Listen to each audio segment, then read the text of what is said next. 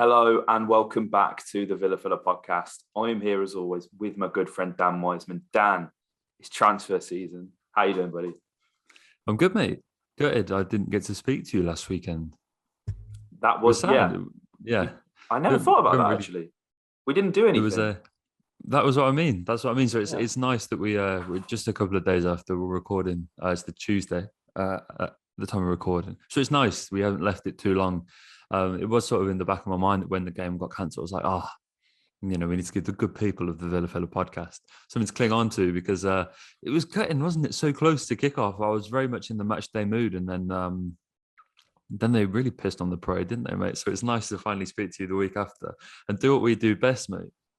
Transfers, it's bad. But mate, had you travelled down from Manchester? I had. Football? Yeah. Well, I mean, that is not on, is it? Like a mere 2 hours and 15 minutes before kickoff, calling it off. It genuinely is a disgrace. Like people travelled from far and wide. There's someone that travelled from Holland, Dan, to watch the game. You'd be gutted, wouldn't you? It's terrible, mate. It's terrible. And I think it's interesting because I've said they do those COVID tests on the day of the game. And it's sort of first thing in the morning. You'd like to think they get the sort of results a little bit before then, because obviously then the players need to, start traveling to the stadiums and stuff like that. So I know that the margins are pretty fine, but yeah, it wasn't great. And you did see a lot of people that have been left in the lurch, mate, which is never good to see. So yeah, but anyway, all of that aside, mate, hopefully we're all done. Hopefully we wait to see. It looks like we are getting Boxing Day football. So in what sort of situation we don't quite know yet, but we know that the Villa will be playing, it seems. That at the end of the day is all we need to keep us going, Dan. I mean, whether it has fans or not, again, jury's still out on that. But we're not here to talk about that. We'll talk about that on another day. We're here, Dan, to do our first winter transfer rumour mill for the January transfer window. It's exciting. It's a big name. You guys would have seen in the title and the thumbnail, Joe Gomez. Now, I mean, I'm saying that and sort of reading between the lines and seeing what some of you guys are saying on Twitter, don't actually seem too gassed for this one. And listen, I can see both sides of this, and we're here now to kind of break it down, really. We'll talk Joe Gomez. Dan, first of all, of course, there's inevitably the links with Steven Gerrard and Liverpool. And when we had John Terry in, of course, we looked to raid Chelsea at whatever opportunity we could with Tammy Abraham and Danny Drinkwater, of course, the former being much more successful than the latter. How do you feel about this, Dan? First of all, does it seem like lazy journalism? I think we're seeing it from Sky, Birmingham Mail. Of course, just to remind you guys, we've had a lot of new subscribers since we last done a transfer rumour mill. We're just reporting on what we've seen. Of course, these rumours you do always have to take with a grain of salt, but what we're here to do is just to add that little bit of context and see where these players could well fit in at Aston Villa. But Dan, what were your thoughts when you first read this one, mate? Because again, as I kind of said, it's got quite a few people confused. Yeah, I think it's just one where I don't think centre back is immediately somewhere that we need to address, and I think that's where perhaps a little bit of the confusion has sort of come from. I think we've sort of shown this season that we can rely on Courtney, to step in for the odd game or two. And I've always been a believer that if you shouldn't necessarily always look externally if you've got players that seem to be coming in and doing that job. I think the one thing that I think Joe's a very good player, and most of the reports it seems are based on a loan deal, whereby he'd come to Villa on loan, and now Joe Gomez, even in the best of situation, even under a transfer, would want naturally a lot of game time. That would be the point in the move, is that he's not getting the minutes at Liverpool. He's played about 13 minutes of Premier League football this season. So naturally, the move is going to be because he wants to go and play football. And also, if he's going on loan, that will be part of the agreement as well, that Liverpool will want him to see play X amount of minutes as we close out the season. And then you sort of have a situation where Gerrard, as we've previously discussed, mate, likes to play a fullback. So inevitably one of Konsa, Mings or now Joe Gomez would be benched. And that whoever ends up on the bench in that situation can feel very, very aggrieved. I mean, Gomez is Gomez is a brilliant player, and he's won just about everything there is to win. in the English game already, despite being as young as he is. You know, he's only 24. He's already won the Premier League, the Champions League, the Super Cup. He was part of that England team that won the under 2017 championship. Obviously came third in the Nations League with England, won the Club World Cup as well. He's really done a lot, mate. And I just don't see him coming in to sit on the bench. Yeah, it's a difficult one. And I think that's where the sort of frustrations may come from Villa fans, because this is a player who, as you've alluded to, Dan, he's had limited game time, albeit in the League Cup. And I can't believe I'm saying this, Dan, the Champions League. Look at us scoffing our nose up at a Champions League defender. But I think, you know, graduated from the academy of Charlton, you know, the year before Ezri Konsa. He's by all intents and purpose a very talented and skillful defender. But it does kind of beg that question, Dan, where does he fit in now? Short term, immediate, you know, looking immediately, we're talking like the next 6 months. It doesn't look like anyone's going to sort of penetrate that partnership of Tyrone and Ezri. And I'm not really sure Joe Gomez would either. But, you know, we're going to get into that a bit later. But Dan, of course, in the summer, Ezri Konsa's contract does expire. Bjorn Engels, I believe, his deal is also up in the summer. Axel Tuanzebe is only coming on loan. That leaves you extremely short on options. Now, whether Liverpool would actually let him go on loan is something that I doubt very highly, considering they're a club that's always struck for cash. And considering, you know, that they're still looking to get like Salah and Mane's contract situation sorted out. It almost seems as if a deal was to be struck down, it would first of all have to be a permanent transfer. Yeah, and you know, as we've seen, that brings a whole another sort of world of issues, really, and that there's a fee. And I can't imagine he's a player that you're going to get on the cheap. We all know about the English premium that you pay in the transfer market nowadays, especially anyone under really the age of about 26.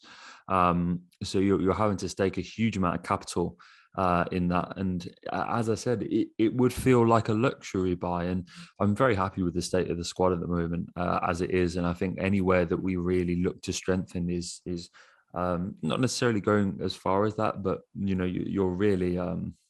as I said, we have a very good base at the moment. So I think improvements at the moment need to be shrewd and they need to be accurate, because as we've seen in the Watkins and Ings situation, it can bring problems when you sign players who are of a similar standard or potentially a better standard of the player that you already have in. It doesn't always just elevate the squad to another level and enable that, you know, straight building block. There's problems and situations, and sort of the politics and the hierarchy of the squad needs to adjust as well. And that's not necessarily easy when you've got Villa, who are now starting to develop a consistent 11 of players who've been with the club in a lot of examples for some time, especially when you look at that centre-half department with Tyrone. Just asking them to come in and play second fiddle to someone that we deem to be better than them is it's not FIFA, mate. It's not that easy. So it's difficult, but we can't. You're right, mate. You sort of mentioned there, like, who are we to be turning our noses up at a player of Joe Gomez's stature? And I think whilst I've said all of that, I do think that there is an element where we do need to be harsh now, because we're at a period where there's some real nostalgia linked to some of these players, players who have helped us progress into the Premier League, gave us some brilliant memories last season and this season. And it's going to be hard to sever ties with them and say, okay, no, we do need to look for that upgrade. So you can look at it from both sides of the coin, mate. And, you know, like if we end up with a player of his caliber, then I think you really have to, you can't turn your nose up at that, can you? And you do have to be cautious of saying, oh, no, we have, you know, we've got the players, we don't need him. And you sort of actually look at it. And when you see his resume that I read out, you'd be crazy to automatically say no to it, wouldn't you? You would. And I think, again, you know, the issue is, I don't think anyone supersedes Ezri Konsa. I think I would be worried if a player like Joe Gomez did come in, because I think that would almost mean that maybe the writing's on the wall. I think if an offer of £40 million comes in for Ezri Konsa, or even £30 million, I think that's severely considered. I know obviously we paid about 27 million for Tyrone, but Konsa seems to be somewhat under the radar. But but it wouldn't surprise me if a big team came sniffing it around the sort of £30 million mark. And, you know, again, I think Joe Gomez has got a year or two on our Esri, would probably, you know, cost around the same. You're looking at a fee of about £30 million. I think Liverpool would command. But again, not to sort of scaremonger anyone, I don't think Konsa's going anywhere. The point I was trying to get to is nobody is realistically going to come in and supersede Konsa. I think the spot in the team that is there for the taking per se would be Tyrone's, and you know we'll compare the two. Now, obviously, Gomez hasn't really played a lot of football this season, but he's managed to accumulate himself an average match rating of 6.55, according to Who Scored, compared to Tyrone Mings' 6.8. And let's be honest, Tyrone's, especially since Steven Gerrard's coming down, has been very solid defensively and looked very assured.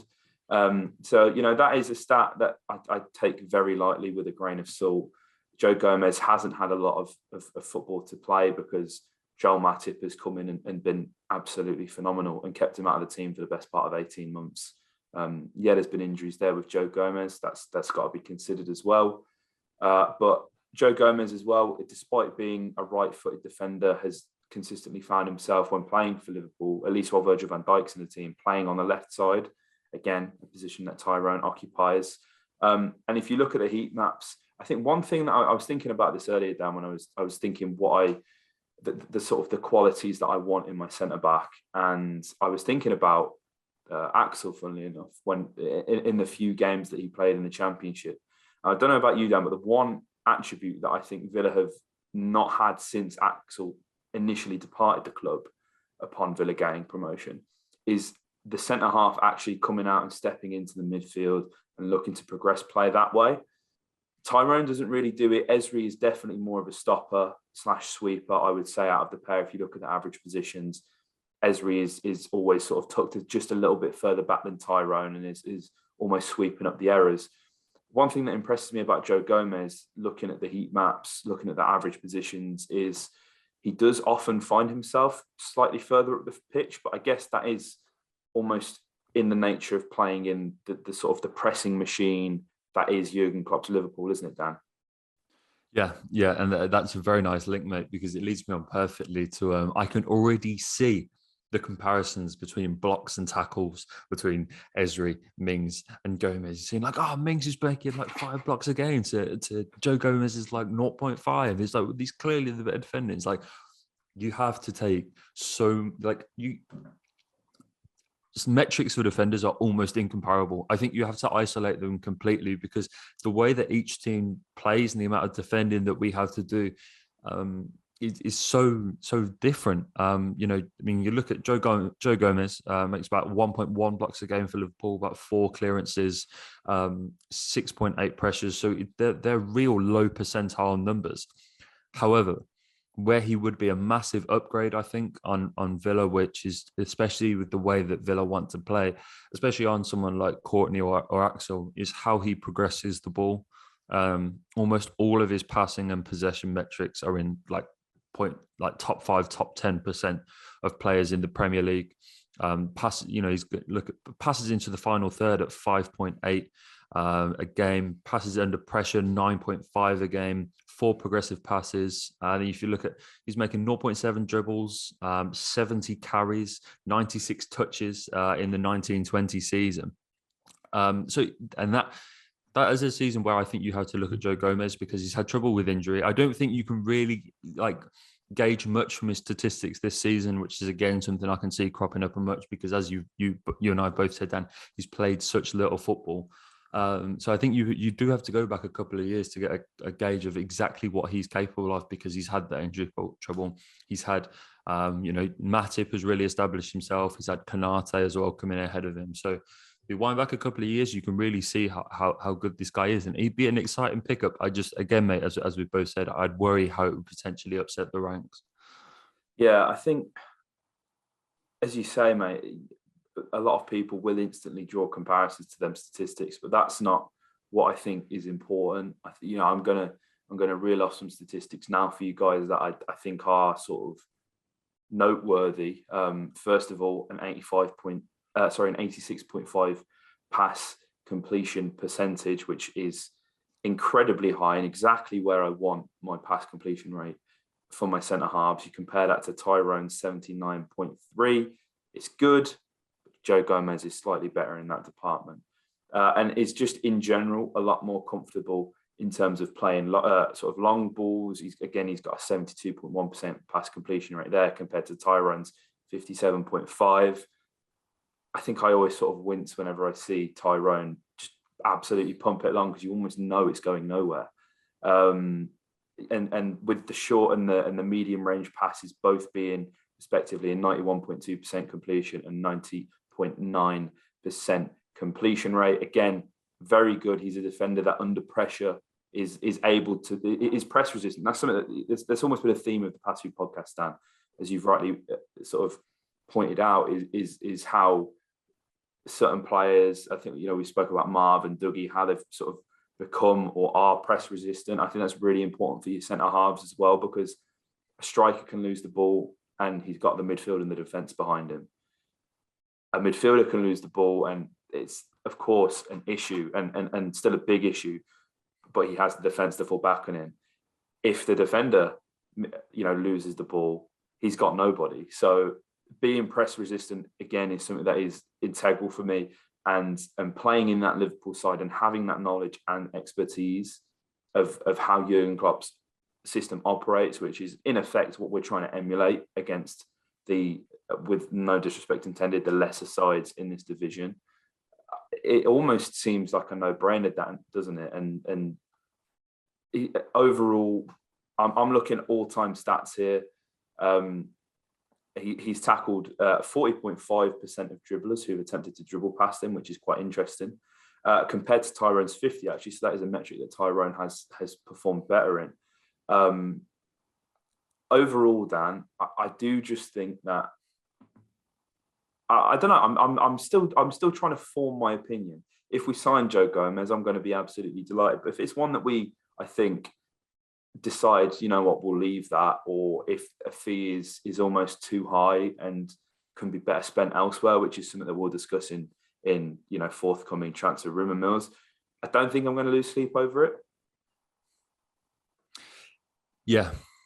I think as I said, it's a position where I feel comfortable. I think there are other positions I'm sure we'll get onto in later transfer mills that we'd like to see addressed before we look at the centre halves. I don't want anyone in the squad feeling like they're untouchable. I think that's important. But yeah, I think it's a department that we can trust. And I think we also need to say that since Stephen took over, Mings's sort of the concentration time bomb there, what everyone sort of talks about, isn't arriving. He's been excellent. I still maintain that the penalty at Anfield wasn't his fault. I think unfortunately Salah's played him like a banjo, as he does so many other defenders. It's an unfortunate part of the game that I don't think you can blame Tyrone for. He's been fantastic, as has Ezri, and hopefully I'm sure Stephen's seen that. So let's obviously, these early rumours you have to take with a pinch of salt. I think it's Calcio Mercato and a few other sort of papers that are saying this. So it's very early days as far as the rumours concerned. But yeah, it'd be interesting to see how it develops, mate. For sure. And of course, guys, we'd love to know your opinions on Joe Gomez down in the comments. And, we're getting just a little bit closer to 5,000 subscribers, Dan. As we've mentioned before in previous podcasts, if we hit 5K before the end of the year, we're going to be giving away a home and away shirt. So if you're not subscribed, please subscribe. There was someone in the comments, I forget your name, but I know you've been a long time viewer of the channel because you comment on a lot of the podcasts, and you only subscribe the other week. So that's mental. There's a lot of you guys that aren't subscribed. Make sure you subscribe and hit the bell button so you never miss a podcast from us here at Heart of the Holte and the Villa Filler. So yeah, as I said, if you enjoyed this, hit a like, comment your thoughts below, and subscribe for more. Up the Villa.